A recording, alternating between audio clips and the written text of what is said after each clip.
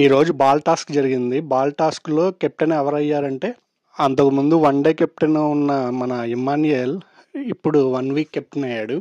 అలాగే హౌస్లోకి రీఎంట్రీస్ అయితే ఉన్నాయి. ఎలిమినేట్ అయిపోయిన కంటెస్టెంట్లో ఒక్క సృష్టి వర్మ తప్ప మిగతా అందరూ ఎంట్రీ ఇస్తున్నారు. వాళ్ళల్లో శ్రీజ అండ్ ప్రియా వీళ్ళు ఉండొచ్చు. మనీష్ అండ్ హరీష్ కూడా ఉండబోతున్నారు.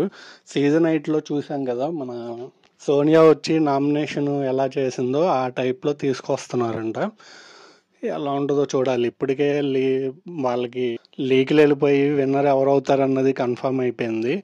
నిన్న కూడా అమర్ అండ్ అర్జున్ వెళ్ళిన తర్వాత ఎమ్ము గేమ్ కూడా మారిపోయింది. ఇక తర్వాత ఎలా ఉండబోతుంది అనేది మీరు చూడాలి అంటే నెక్స్ట్ కామెంట్ చేయండి. నేను షార్ట్ కానీ వీడియో కానీ చేసి పెడతాను. మీరు కామెంట్ చేస్తే అసలు నా అనాలిసిస్ ఎలా ఉంటుంది అనేది, వీళ్ళ వల్ల గేమ్ ముందు బాగుంటుందా, సీజన్ హిట్ అవుద్దా ఫట్ అవుద్దా అనేది కూడా